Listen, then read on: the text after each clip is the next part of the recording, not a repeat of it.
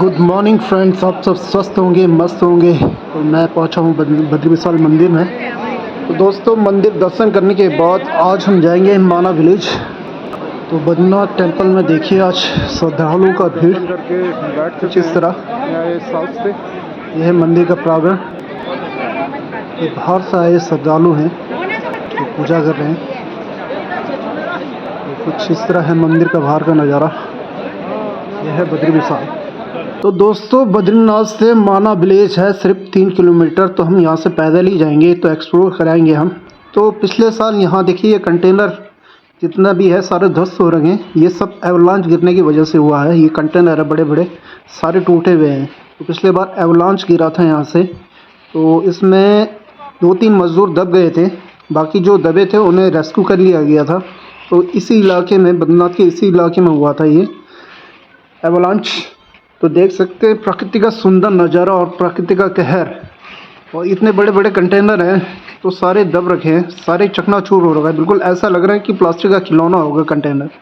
तो आप लोग ने देखा ही होगा कंटेनर कितना हैवी हैवी होता है। ये देखिए कंटेनर है सारे, ये सारे टूटे हुए हैं, सब एवलांच की वजह से है। तो यहाँ से ऊपर भी रोड है, तो ये जाता है, ये रोड जाता है ऊपर चाइना बॉर्डर के लिए। तो इस रूट में जाने के लिए आपको पास की ज़रूरत पड़ेगा। बिना पास के आप जा नहीं सकते, क्योंकि ये रूट है आर्मी के कंट्रोल में। तो 2-3 चेक पोस्ट पड़ते हैं, फिर ये चाइना बॉर्डर में पहुंच जाता है। तो ऊपर बहुत सुंदर सुंदर झील है, हमें जाना है इस रूट पे। ये रूट जाएगा आगे सीधा माना विलेज। देख सकते हैं आप लोग कंटेनर की हालत। 2-3 गाड़ियाँ भी टूट चुकी है यहाँ पर। तो सारी गाड़ियाँ ऐसी की ऐसी पड़ी हुई हैं यहाँ पर। तो दोस्तों, हम बद्रीनाथ से 2 किलोमीटर करीबन पहुँच चुके हैं। तो माना विलेज सिर्फ यहाँ से 1 किलोमीटर है। तो सामने देख सकते हो आप माना गांव। तो यही रूट जाएगा सीधा आके, ऊपर वाला रूट जाएगा चाइना। और सामने देखिए ये आर्मी कैंप है और बीच में नदी, इस पार पूरा माना विलेज। तो माना विलेज आप देख सकते हैं इधर है। और ये नदी इधर सारा जो बीच में जो नदी का वो दिख रहा है, वो आ रहा बीच में सरस्वती नदी। और ये अलकनंदा नदी है। और देखिए यहाँ पे प्रकृति का सुंदर नज़ारा। तो नदी के उस पार से सतोवन ट्रैक जो होता है, दोस्तों कोई भी सतोवन ट्रैक करना है तो आर्मी कैंप पर इस साइड से जाया जाता है सतोवन ट्रैक। तो ये माना विलेज हम लेजर में पहुँच जाएंगे। देख सकते हो आप माना विलेज का नज़ारा, सुंदर नदी और बादलों के बीच। तो है माना विलेज। तो पहले माना विलेज पहुंचने से पहले यहाँ पे ये पानी का नाला हुआ करता था, काफ़ी बड़ा हुआ करता था। तो अब ये पुल बना दिया, नया सड़क बना दिया, नया पुल। तो इस पुल के ऊपर से जाना होता है, नहीं तो पहले घूम के जाना होता है। इस साइड में देख रहे जहाँ से पानी आ रहा है वहाँ पे गधेरा हुआ करता था, तो यहाँ से घूम के जाना पड़ता था। ये पुल बन गया है तो पुल के ऊपर से जाना पड़ता है, पानी नीचे से रिश्ता। अभी तो इस नाले में पानी अभी कम है, बरसात में तो बहुत ज़्यादा हो जाता था। तो आर पार पैदल जाने में लोगों को परेशानी हुआ करता था। तो पुल बनने से गाड़ियों के लिए भी काफ़ी राहत हो गया और पैदल यात्रियों के लिए भी, क्योंकि सीजन में ये पार्किंग पीछे पीछे भी पार्किंग लगाते हैं, तो फिर पैदल ही जाना पड़ता है। तो इस वजह से अब यात्रियों के लिए भी सुविधा हो चुका है। तो देख सकते हैं अलकनंदा नदी। और ये पहुँच चुके हम माना विलेज। ये पार्किंग है माना विलेज का। तो अभी हम आए हैं बरसात में। बरसात में यात्री थोड़ा कम हो जाता है। तो देख सकते हैं आप पार्किंग में, फिर पार्किंग फिर भी फुल है। तो पार्किंग काफ़ी लंबा होता था। जहाँ से अभी मैंने आपको नाला दिखाया था, वो पीछे पूरा आर्मी कैंप तक पार्किंग होता है। तो दोस्तों, हम आप पूछे हैं माना गाँव जाने का ये गेट है मेन। तो ये मेन रास्ता है माना गांव जाने के लिए। तो यहाँ से भी पैदल ही जाना पड़ेगा। कि लेबर देखिए कितने ज़्यादा है यहाँ पे, क्योंकि कंडी की भी व्यवस्था है यहाँ पे। जो कोई यात्री चल नहीं पाता है तो कंडी लेके पहुँच सकता है ऊपर। कंडी वाले बहुत होते हैं यहाँ पे। तो देख सकते हैं आप यात्रियों, यह है माना इसका मार्केट। तो ये मेन रास्ता है। अभी तो थोड़ा चौड़ा है, ऊपर जाके गनिया थोड़ा संकरा हो जाता है, थोड़ा चौड़ाई कम हो जाता है। तो हम पहुंच चुके हैं माना विलेज के अंदर।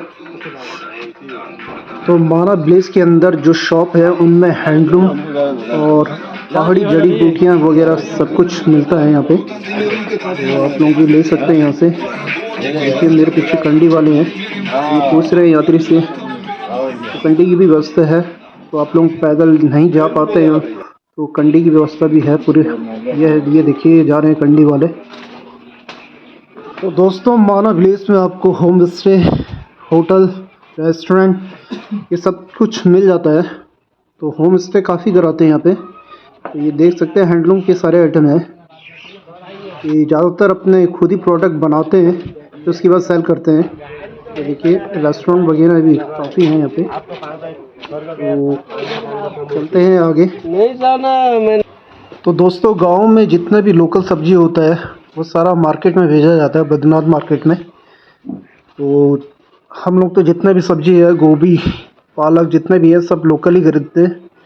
तो जितना भी यहाँ पे माना में जितने और बामनी गांव जितने भी सब्जी उगाते हैं वो सारे लेके आते हैं बद्रीनाथ मार्केट में बेचने के लिए। तो हम तो सारा लोकल ही सब्जी खाते हैं। ये देखो प्रधान जी होम स्टे बहुत ज़्यादा खुला है यहाँ पे। तो आप लोगों की ठहरने की पूरी व्यवस्था है, आप यहाँ पे भी स्टे कर सकते हैं माना विलेज में। क्योंकि बहुत से लोग पूछते हैं मुझसे कि माना में स्टे है या नहीं है। हम बताते हैं कि यहाँ पे बहुत सारा होम स्टे है। तो देख सकते हैं दोस्तों बहुत सारे होम स्टे, होटल्स, रेस्टोरेंट, किसी चीज़ की कमी नहीं है एक गांव में, सब कुछ खुला हुआ है। तो अब ये होम स्टे भी देख सकते हैं वंदे भारत। तो दोस्तों आप लोगों को अगर पता है तो माना गांव पहले भारत का आखिरी गांव हुआ करता था। तो प्रधानमंत्री नरेंद्र मोदी जी ने नाम बदलकर अब भारत का प्रथम गांव कर दिया है। तो माना गांव का बड़ा संबंध महाभारत काल से जुड़ा हुआ है। तो दोस्तों माना गांव में भोटिया जनजाति समुदाय के लोग रहते हैं। इनकी संस्कृति और परंपरा बहुत ही समृद्ध है। हस्तशिल्प यहाँ के लोग ऊनी कपड़े जैसे कि कालीन, पंखी, शॉल खुद अपने हाथों से बुनते हैं जो अपनी गुणवत्ता के लिए प्रसिद्ध है। तो काफ़ी सारे लोग यहाँ से शॉल, कंबल वगैरह लेके जाते हैं। तो ये चौराहा है, इस चौराहे से हम कट जाएंगे। हम जाएंगे यहाँ से गणेश गुफा और व्यास गुफा। तो दिखाते हैं आपको गणेश गुफा और व्यास गुफा। तो दोस्तों हम पहुँच चुके हैं व्यास गुफा। तो देख सकते हैं ये व्यास गुफा है। तो माना जाता है कि महर्षि वेदव्यास ने इसी गुफा में बैठकर महाभारत की रचना की थी। व्यास गुफा है तो इसके अंदर हमें जाना होगा, लेकिन अंदर वीडियोग्राफी मना है। तो हम तो दर्शन करके आ चुके हैं, अब ले चलते हैं आपको गणेश गुफा की ओर। तो दोस्तों ये है गणेश गुफा। तो दोस्तों कहा जाता है कि जब व्यास जी महाभारत बोल रहे थे तब भगवान गणेश इसी स्थान पर उसे लिपिबद्ध कर रहे थे, क्योंकि ये गुफाएं आप आसपास में ही हैं। तो आप आगे निकलते हैं, हम चलते हैं अब भीम पुल की ओर। तो रास्ते में देखिए और भी दुकानें हैं, काफ़ी दुकानें हैं, बहुत लंबी है। मिनिमम नहीं हो सकता तो मतलब 1 किलोमीटर के लमसम होगा दुकानें। और बाहर फंड में भी लगे हुए हैं। तो देखिए लेबर काफ़ी है। ये जितने भी खुमचे वगैरह देख रहे हैं ये सीजन में दुकानें बन जाती हैं। तो ये जो रास्ता जा रहा है ये जाएगा सीधा भीम पुल की ओर। तो देख सकते हैं आप कितनी सारी दुकानें हैं गलियों में। तो जहाँ भीम पुल है उससे पहले एंड नहीं हो जाता है ये दुकानें। तो भीम पुल के बाद फिर शुरू हो जाता है दुकानें। आप देख सकते हैं यहाँ पे दोनों तरफ दुकानें हैं, क्योंकि ये जितने भी दुकानें गांव वाले की दुकानें हैं यहाँ पे। एक तो ये भी बढ़िया करा के कि कोई बाहर से आएगा नहीं यहाँ दुकान लगाने, सिर्फ गांव के लोग ही दुकान लगा सकते हैं। तो यहाँ पे शौचालय की विशेष व्यवस्था है। तो ये शौचालय है, 2-3 शौचालय बना के रखा है यहाँ पे, बहुत ही अच्छी व्यवस्था कर रखी है। और सामने जो पहाड़ दिख रहा है ये इसी पहाड़ के नीचे है सरस्वती नदी और सरस्वती मंदिर। ये पहाड़ जो दिख रहा है। तो दोस्तों चलते हैं आगे। ये पहाड़ है जो इसी के नीचे है। तो कुछ 200 मीटर ऐसी जगह बचा है, वहाँ हम पहुँच जाएंगे भीम पुल। तो भीम पुल मेरे पीछे जो पहाड़ दिख रहा है इसी के एक छोटे चट्टान को तोड़कर ही बनाया गया है भीम पुल। तो आप नीचे देख सकते हैं, ये है सरस्वती नदी। ये मतलब यहाँ से उद्गम होता है, यहाँ से 100-200 किलोमीटर आगे जाने के बाद ये अलकनंदा नदी में मिल जाता है। तो आप आगे देख सकते हैं, पीछे दुकानें हैं और ये थोड़ा रूट यहाँ पे थोड़ा चौड़ा हो चुका है। बाकी आप लोगों ने देखा पीछे कितना संकरा था रूट। तो ये है सरस्वती नदी। तो सरस्वती नदी को भी श्राप मिला था, तो ये श्राप दिया था। तो दोस्तों, पौराणिक कथाओं के अनुसार जब महर्षि वेदव्यास महाभारत काव्य की रचना कर रहे थे, तब उन्होंने भगवान गणेश से इसे लिखने का अनुरोध किया था, लेकिन उन्होंने एक शर्त रखी कि व्यास जी बिना रुके बोलेंगे और मैं बिना रुके लिखूंगा। जब गणेश और वेदव्यास पास में बहने वाली सरस्वती नदी का वेग इतना ज़्यादा था कि मतलब उससे इतना शोर आ रहा था कि भगवान वेदव्यास जी बोल रहे थे, लेकिन गणेश जी उसे सुन नहीं पा रहे थे। तो गणेश जी ने सरस्वती नदी से विनम्र निवेदन किया कितनी बार, लेकिन वो अपनी हट के कारण शांत बहने के लिए कहा, लेकिन वो बड़ी तेज़ी से शोर करते हुए बहने लगी। इससे क्रोधित होकर भगवान गणेश ने उन्हें श्राप दिया कि आज के बाद यहाँ से आगे तुम किसी को दिखाई नहीं दोगी। तो दोस्तों, हम पहुँच चुके हैं भीम पुल, और ये रहा भीम पुल। तो ये सामने देख सकते हो आप सरस्वती नदी। तो इसका वेग इतना तेज़ है और शोर इतना ज़्यादा है, तो इसी कारण भगवान गणेश ने इन्हें श्राप दिया था कि इनका उद्गम स्थल यहीं से है। देखिए आप, वो पुराना है ना, वहीं से उद्गम होता है इसका।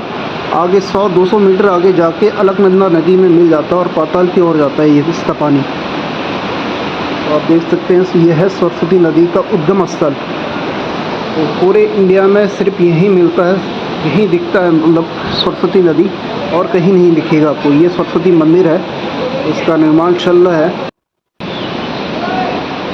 तो अंदर तो मूर्ति वगैरह स्थापित हो चुका है। तो ये मंदिर का कुछ इस तरह से नज़ारा है।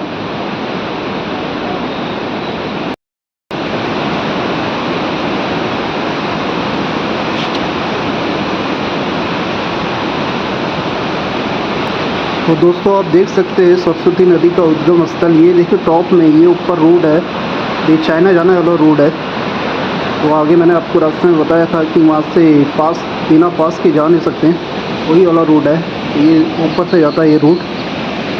ये सरस्वती मंदिर, ये चट्टान देखिए, इसी चट्टान को तोड़ के ये भीम पुल बनाया गया है।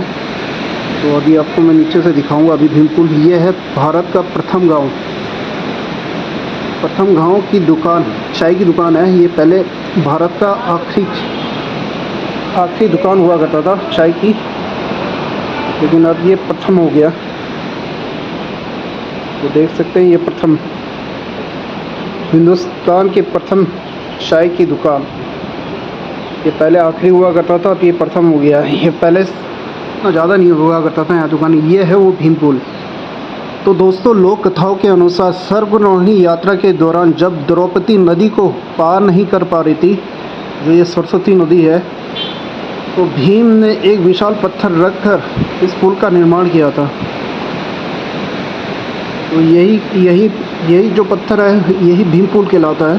तो इसी के नीचे से सरस्वती नदी जाता है। तो यहीं से आगे जो रास्ता जाता है वो जाता है स्वर्गरोहिणी मार्ग है।